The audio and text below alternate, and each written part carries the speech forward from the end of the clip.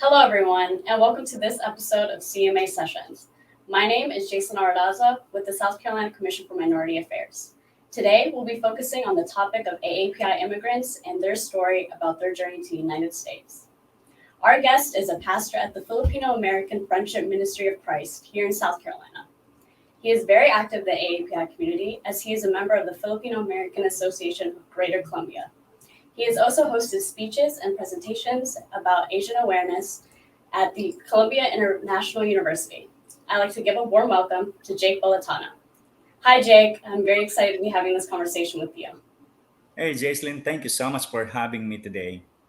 Of course. To get started here, tell us a little bit more about yourself. Yeah, it's my pleasure to share a little bit about my life. Um, I was born and raised in the Philippines, and we migrated in the United States in 2007. And I have two boys, Kyle and Kenneth. My eldest is 19 years old, and my youngest is 14 years old. I'm married to Noreen, and she's working as a registered nurse at Lexington Medical Center. Um, Currently, I am pastoring a Filipino-American church here in Columbia, South Carolina. You mentioned being born in the Philippines. Can you explain what it was like and a little bit about your usual routine there? Yeah, sure. Well, Philippines is a country composed of around 7,100 islands. And it is grouped into three major islands. We call it Luzon, Visayas, and Mindanao. Mindanao is the southern part of the Philippines, and Luzon is the northern part. I was born in the southern part of the Philippines, that is the Mindanao. And, life in the province was different. Typically, we are raising pigs, we are taking care of our animals and farm. And life there was really, although enjoyable, however, I find it so difficult because we really need to kind of take care of everything before going to school. And I remember during early years, we need to like walk from our house to the school for around more than a mile, and then after school we walk back to the house and then taking care of the house chores. However, during my high school years, we moved to the city, Metro Manila. That is the northern part of the Philippines. And life there again was difficult because we are living in a slum area. You know, talking about a developing country, life really there is so hard. You really need to work harder and help out in the family to be able to survive in the city. So that's basically how my life started when I was young and while I was in the Philippines. And the daily routine basically includes selling bread, selling newspaper, just to earn a little money so that we can buy some rice and help out with the family needs. I like how you mentioned about having raising animals because I know my family in the Philippines, they have a pig farm and a chicken farm. So yeah, and they live in the southern part of the Philippines as well. So I completely understand where you're coming from with that. The Philippines is a gorgeous country, and you mentioned that it's composed of a lot of islands, and those islands are some of the most beautiful in the world. So I understand how difficult it was to leave it behind. What inspired you to move to the United States? Wow, this is a very good question. Thank you so much for asking that. Well, moving to the United States really is, as a pastor, I would like to say it is God's plan for my life. I don't know United States even before, I get to know my wife. Of course, I know United States through television or books or, um, movies like that. However, we moved to the United States because my wife Noreen was hired to work here as a registered nurse. So that's basically the reason that we migrated in the United States. That's great. I think a lot of people kind of fail to realize how much you and your family have sacrificed, especially coming from a country where you know everything, and now you're going to a brand new country with new language, new customs, new culture. So, with that, what was like the biggest struggle you had moving to the United States, coming from the Philippines? talking about the struggles really is number one. I consider this as a number one struggle is for me personally is how to communicate properly with the people around us. Um, the language barrier really is totally different, and then moving to the southern part of the United States with people having southern accent, and then English is not my first language. Going back to the Philippines, we have around 180 dialects. Can you imagine that, having 180 dialects, and I can speak at least two of the dialects in the Philippines, and then moving to the United States and learning again another language, which is English. Um, I guess the number one um, struggles was to communicate properly in English. And second is, of course, the weather, because in the Philippines there's only rainy season and dry season. We don't have winter, so moving here on winter times again, uh, it takes a lot of adjustment for us to kind of adapt with the new weather.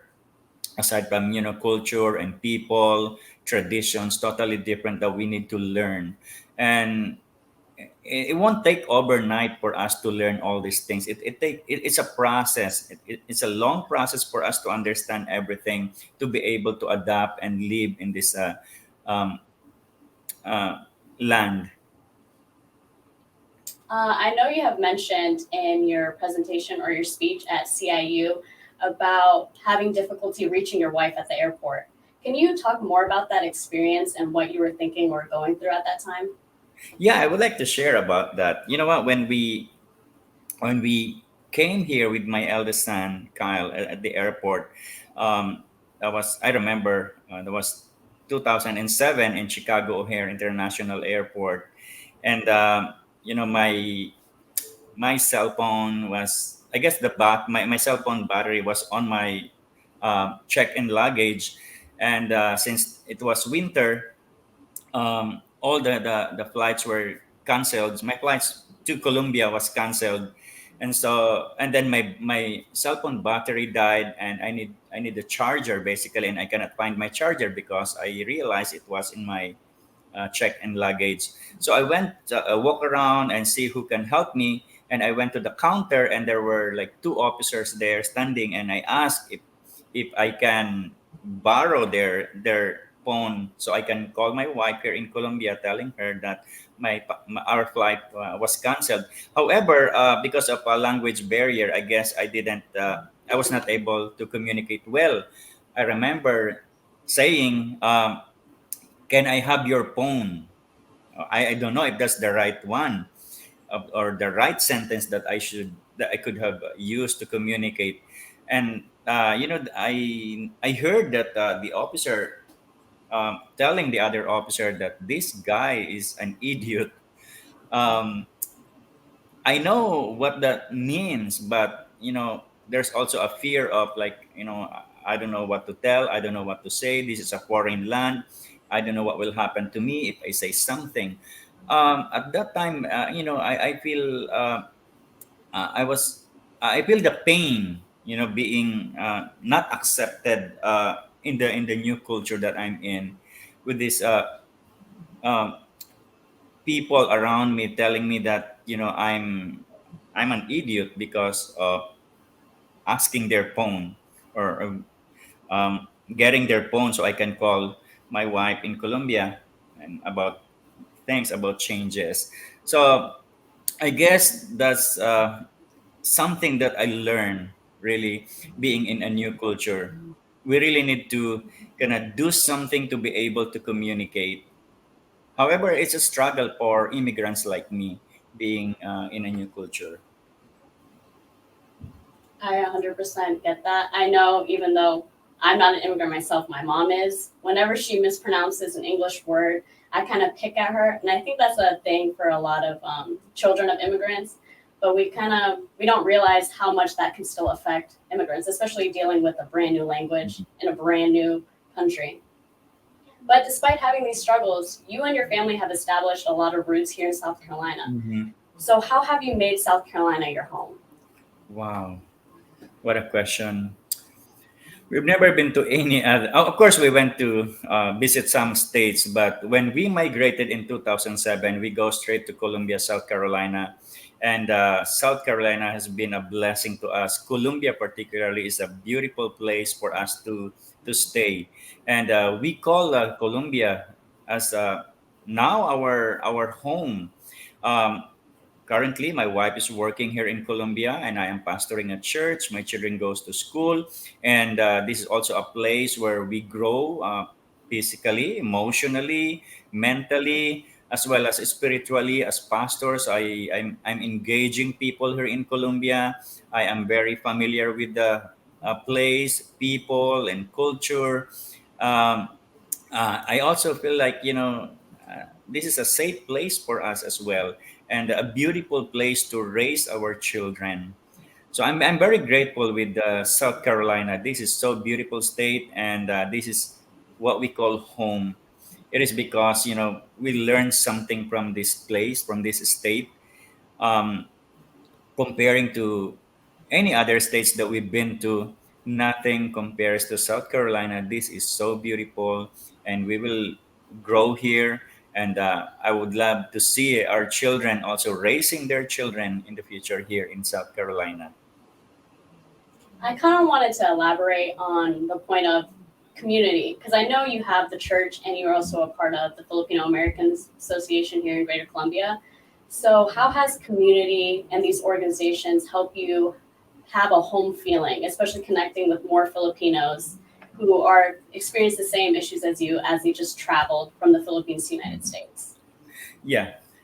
First, let me begin by saying that if you are in a new culture, what do you want to see is people who are also there for you, to kind of guide you, to help you process things, to help you understand. Basically, what we are looking is the community, and the community here in South Carolina are great. We have of course, the Filipino-American Friendship Ministry of Christ, the religious community, and we also have the Filipino-American Association for Greater Columbia, who helps us a lot with regards to kind of learning things in Colombia.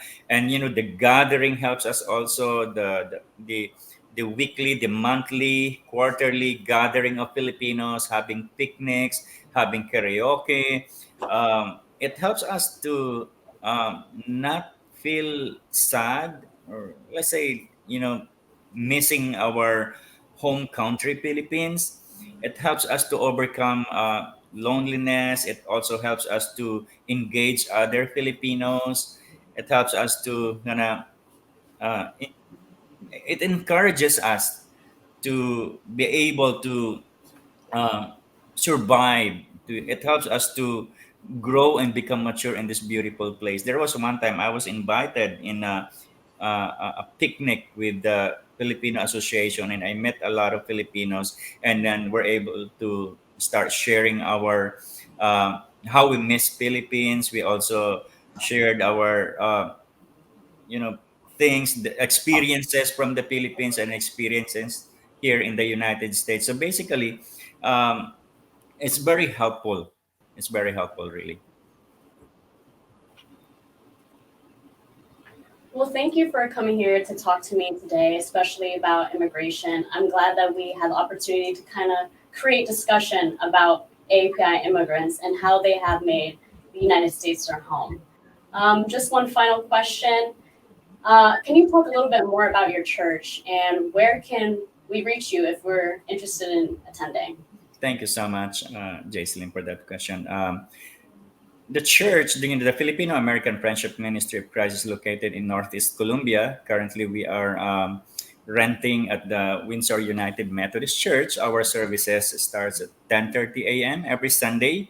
But however, we are looking forward. We are praying that the Lord would provide for us finances so we can build our own church building, and help new leaders, young people, nurture them, disciple them. That one day they will also be leading the church. Uh, and also, I would like to take this opportunity to invite Filipinos or whoever who desire to worship with us and to experience some different way of uh, worship services with a taste of Filipino culture in it. I would like to invite you to come and worship with us every Sunday at 10:30 a.m. at 9500 Windsor Lake Boulevard, Columbia, South Carolina 29223. Thank you so much. Thank you. Well, before we go, do you have any final words?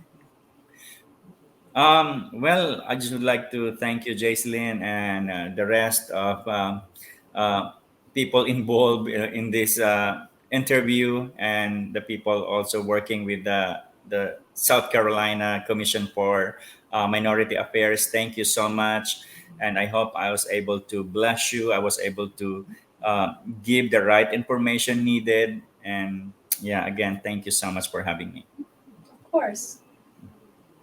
Again, thank you guys for joining us today, and thank you, Pastor Jake, for joining us. Thank you for everyone who's watching. This was another episode of CMA Sessions, where we talked about immigration in the AAPI community, and also focused on the trials and tribulations, the struggles and the successes that came with their journey. Be sure to check out CMA, our other CMA sessions on our Facebook and our website at cma.sc.gov. Mhm. Thank you for attending, and thank you for watching again. Have a good day.